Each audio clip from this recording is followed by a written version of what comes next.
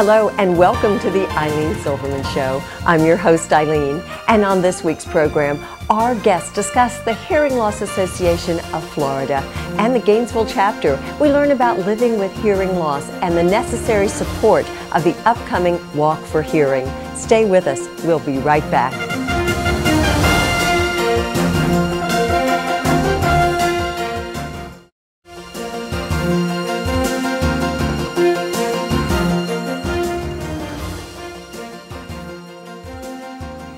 If you are unable to hear me, please do not adjust your television.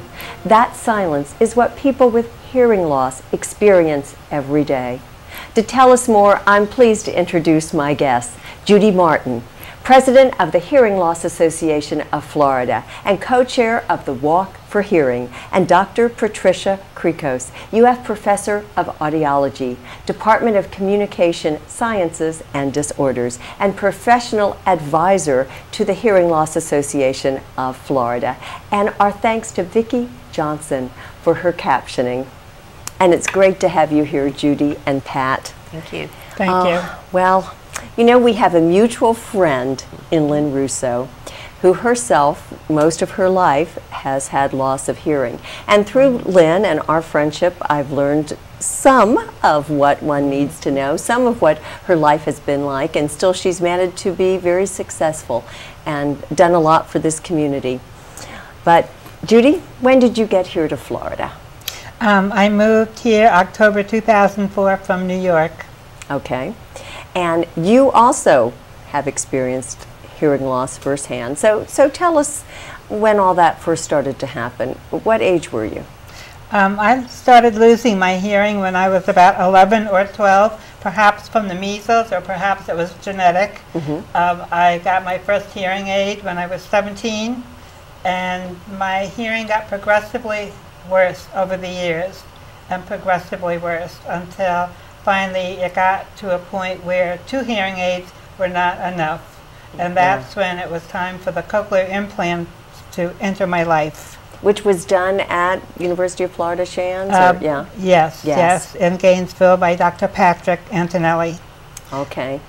And now, Pat, well, there you are at UF. So can you enlighten us a little? When did you first come here to Gainesville? I first moved here in 1981. I had taught at the University of Akron before that and was ready for a change and come down to the warm weather, sunny weather, and I've just loved every minute of working here. Right, it's been a great opportunity. Wonderful. Can you help us understand more about hearing loss and how many people in the United States, say, have hearing loss? There's well over 31 million people with hearing loss. That's a great number, from ages all the way from babies all the way up to 100+ years. So it's a huge number of people with hearing loss. Now, do you think there are more people with hearing loss out there than realize it or even will admit it? Yes, definitely. That's a problem that we try to address almost every day in audiology clinics. The fact is that less than 20% of people who have hearing loss are actually seeking treatment, such as hearing aids or support groups. Okay. So the vast majority are just trying to live with their hearing loss, which is really a challenge.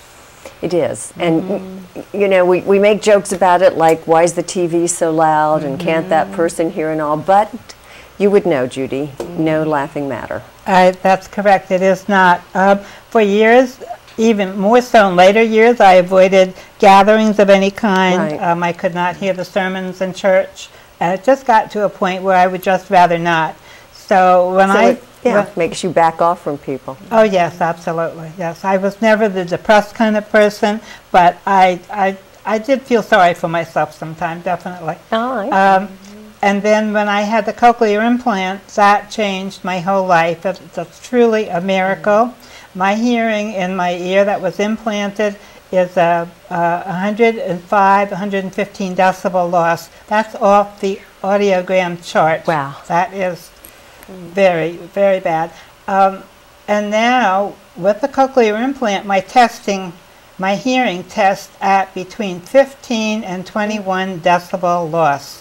So, Pat, you know what that means, yes? That's fabulous. It really is. Now, did it happen all at once after the implant, or did it take a little while, or what's the implant look like?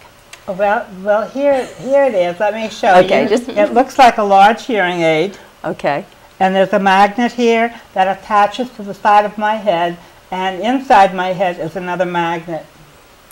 The sound goes in through the processor and goes into my cochlea and then into the auditory nerve.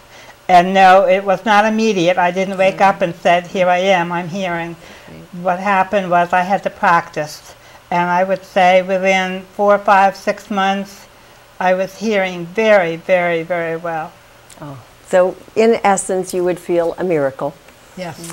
Yeah, and look at all you're doing with the Florida Association. You edit the newsletter, Hear Ye, Hear Ye? Yes, I do. I'm editor of that. That was my creation, my baby. It was really important to get the word out. And I also formed a chapter in Jacksonville.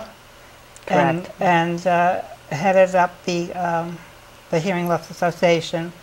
And one of the goals, say, Pat, of this association that Judy's leading and that Lynn is immediate past president, do you inform people, advocacy, education, all of it? All of that. It's a lot of advocacy, it's a lot of education, so that people know there are a lot of options out there for help, not just hearing aids and cochlear implants, but many other things too. Right, different assistive devices, and even how Lynn has told me, and Judy, how you need to talk if you're a person with hearing, how you talk to those with loss of hearing, different ways to communicate more effectively. Absolutely. You can always remember to face the person that you are speaking to, speak clearly, stand in a lighted area so there are no shadows across your face. Do not cover your mouth when you speak. Do not have a mustache. Trim it off. That makes it harder. So there's a lot of ways that, I mean, we're all in this together, and we need to help each other, and these are positive things. And I thank you both for all that you're doing for those in our community. And stay with us. We'll be right back.